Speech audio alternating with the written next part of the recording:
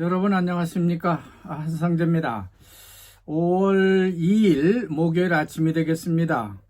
오늘은 제가 회사에 다닐 때 모시던 홍순영 당시 총무부장님의 부고를 접하고 급히 서울 목동에 있는 병원에 가야 하기 때문에 아침 일찍 일어나서 방송을 준비했습니다. 7시 버스를 타고 황건역으로 가서 거기서 경부선을 타고 서울역으로 간 다음에 이화여대 목동병원에 계시는 홍순영 씨와 마지막 인사를 하고 돌아올 생각입니다. 자, 그럼 인도네시아로 가보겠습니다. 오늘 톱뉴스 사진을 보면요, 북부 슬라웨시의 작은 섬 루앙 화산이 폭발한 그 처참한 모습의 사진이 보도되고 있습니다. 온 섬이 아주 회색으로 변한 모습을 지켜보면서 북부 슬라웨시의 비뚱항으로 가는 군함에 탄 주민들의 모습이 선정됐습니다.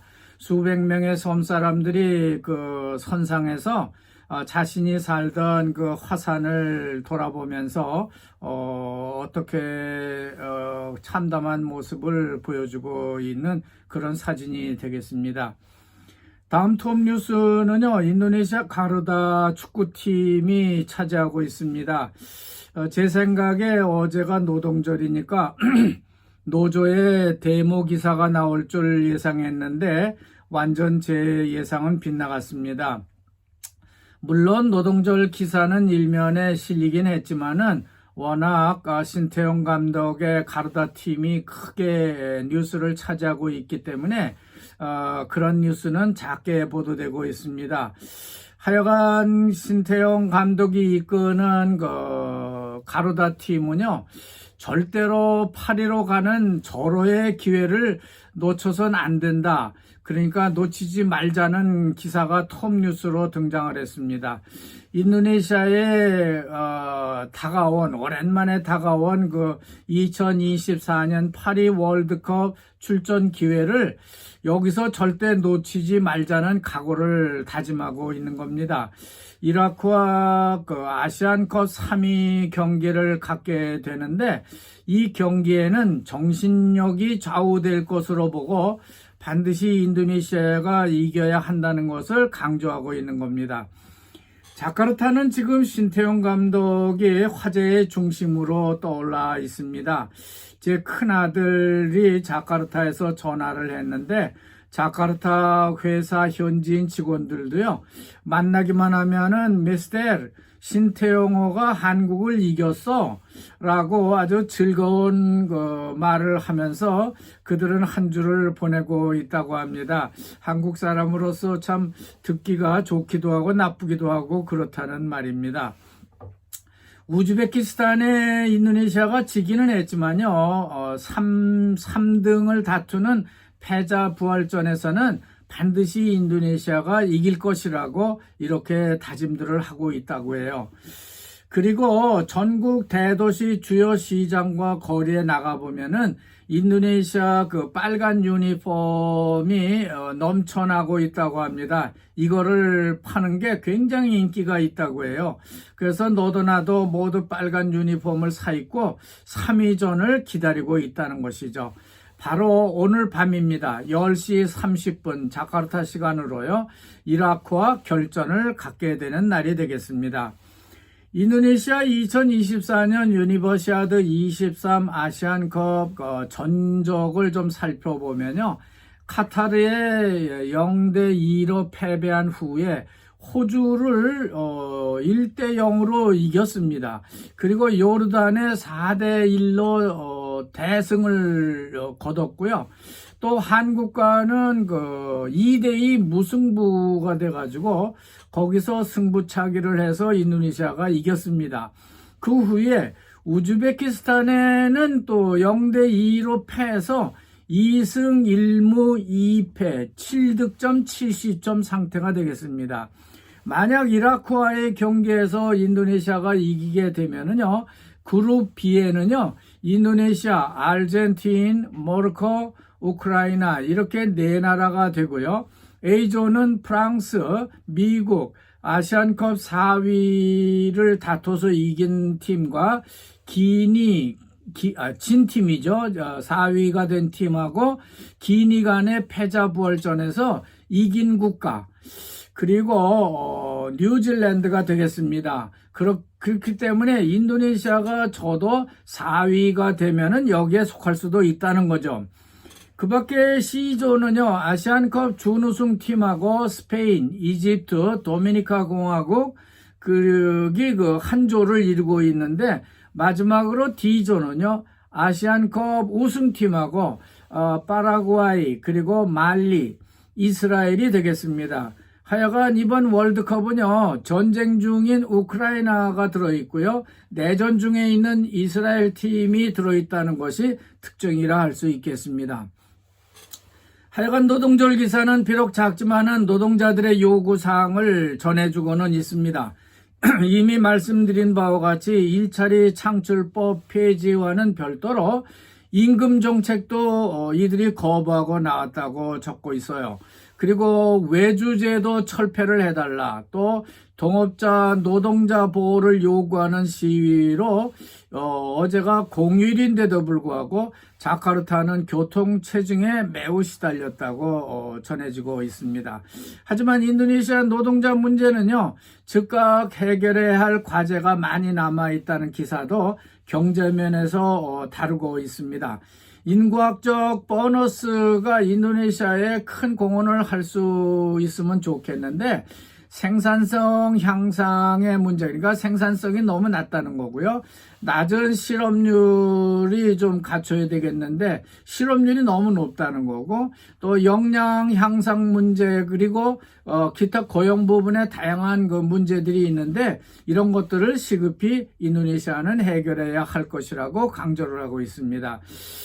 매우 원론적이긴 하지만요, 일단 노동자 시위에 맞춰서 이런 문제들은 짚고 넘어가는 것이 아닌가, 그런 노력을 하는 것이 아닌가 하는 모습을 보이고 있습니다. 다음은 이상기온이 전 세계를 덮치고 있다는 뉴스입니다. 아시아를 강타하고 있는 극심한 고온 현상은요, 5월 들어서 최고치를 기록할 것으로 전망하고 있습니다. 무더운 기온과 높은 습도로 온도가 과열이 되면서 아시아 여러 국가의 수천 개의 학교가 휴교 조치까지 하고 있지만은 애들은 상당히 위험해서 사망 위험까지 높다고 전해지고 있습니다. 지난해 엘니뇨와 지구 온난화로 인한 기후 상승 추세가요, 올 들어서 최고치를 갈아치울 것으로 예상하고 있기 때문에 주의가 요망된다고 하는 겁니다. 베트남은 이미 44도 세르나이트를 넘은 적이 있고요. 말레이시아는 16개 지역에서 3일간 연속해서 평균 기온이 35에서 40도를 웃돌아서 폭염주의보를 국가가 발령했다고도 전합니다. 한편 싱가포르 기상청은요, 작년보다 올해가 더 기온이 올라갈 것으로 전망하고 있는데, 미얀마, 베트남, 인디아, 방글라데시도 45도씨까지 도달하기도 했다는 기록이 전해지고 있습니다.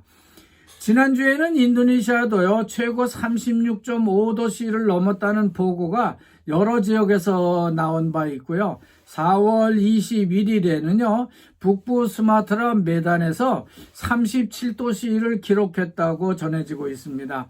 그 밖에 말루쿠주와 중부 슬라베시주의 빨루가 36도씨 이상을 기록한 것으로 그렇게 전해지고 있는데, 이는 3월 한 달 동안 계속되었다고 하는 겁니다. 상당히 더운 것 같아요.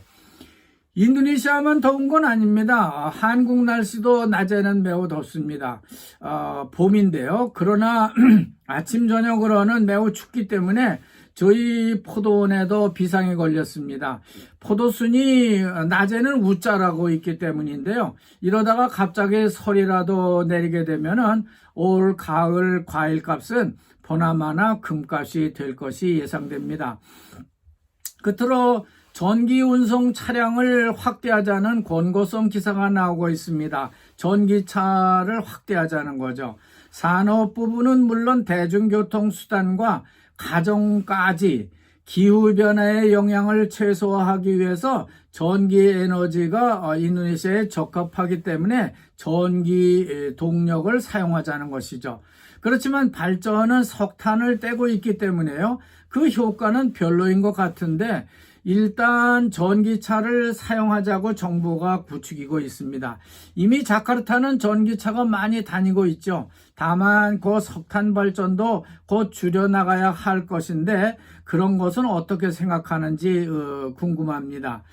그런 점에서 요즘 전 세계 기업들이요, RE100, 그러니까 리뉴얼 에너지 100이라는 즉 탄소 배출 제로화 제품을 만들어야 한다는 시대적 변화 때문에 고민을 하고 있다고 합니다.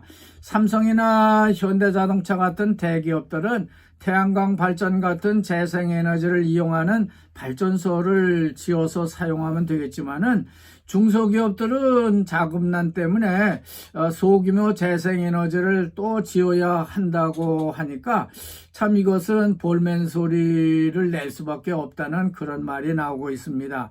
그런 면에서 볼 때 인도네시아는요, RE100 실천 방안이 더 어려운 형편에 처해 있다고 봐요. 그것은 거의 다 석탄 발전을 하고 있기 때문입니다. 최근 인도네시아 태양광 발전을 도입한다고 야단이지만은 이것도 말처럼 그렇게 쉬운 것은 아닙니다.